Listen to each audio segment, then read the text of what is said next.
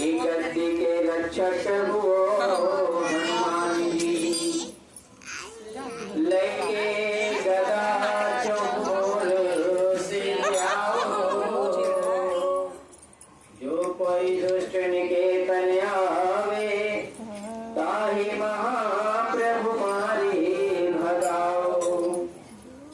जो धर ध्यान कथा सुनिए, ताके धन धान्य और पुत्र बढ़ाओ।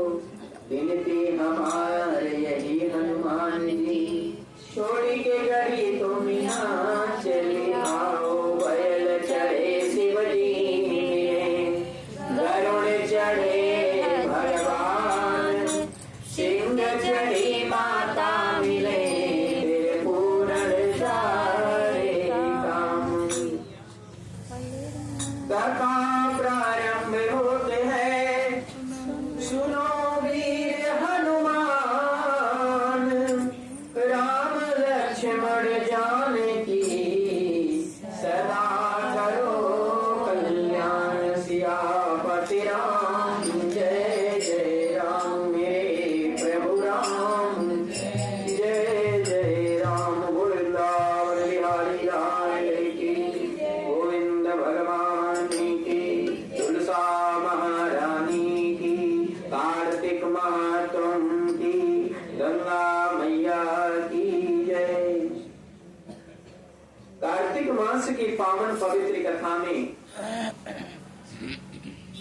नारद जी अपने पिता श्री ब्रह्मा जी से पूछते हैं कि हे पितामह, कल आपने करवा चौथ के बारे में बड़ा सुंदर सा जो कथा सुनाया, आज मैं चाहता हूं कि ऐसे कार्तिक में ऐसी कौन कौन सी कथाएं हैं जिसके सुनने मात्र से ही मनुष्यों के पापों का विनाश हो जावे।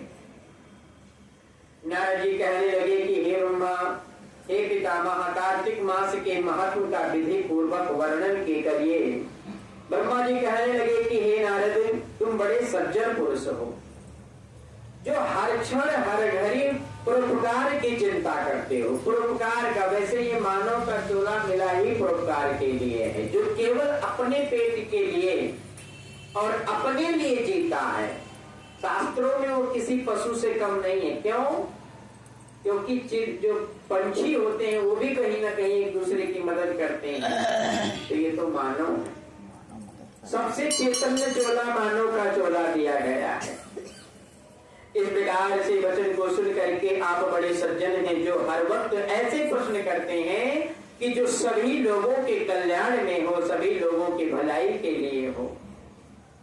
और श्री गोविंद भगवान की। अब मैं आपको ऐसी कथा सुनाता हूँ जिसके सुनने मात्र से ही समस्त पापों का विनाश हो जावे। हे नारद जी, सूत जी महाराज नैमिषारण्य तीर्थ में सोनकाद ऋषियों से कहते हैं कि हे ऋषियों, मनुष्य का चोला पाने के बाद सबसे उत्तम संगत जो होती है वो साधु की संगत होती है। सबसे उत्तम संगत साधु की संगत अति पवित्र होती है और संसार के भय को दूर कर देती है। जिस दिन आपके मन में ज्ञान चढ़ जाएगा, ज्ञानवान हो जाओगे, उस दिन आप संसार के भय से मुक्त हो जाओगे। जिस दिन ये पता चल गया कि यहाँ वास्तविक रूप से कोई किसी का नहीं है। क्यों? ये पता तो है अभी, लेकिन आशा कृष्णा के चक्कर में, माया के पर्दे में, हमारे आंखों पे जो माया का पर्दा लगा होता है, इस माया के पर्दा के चक्कर में हम नहीं समझ पाते हैं। और नहीं समझ पाने का कारण हो जाता है कि हम जीवन भर परेशान रहते हैं। लेकिन जो वास्तविक रूप से, ये लाखों करोड़ों में कोई एक दो चार समझते हैं, तो वैकुंठ भी उन्हीं लाखों करोड़ों में से दो ही चार को मिलते हैं। ना हम समझ पाते हैं, ना हमारे लिए कोई व्यवस्थाएं बनती। ध्यान देना, स्कूल में तो एक क्लास में 50 बच्चे पढ़ते हैं, क्या सभी लोग नौकरी करते हैं? नहीं।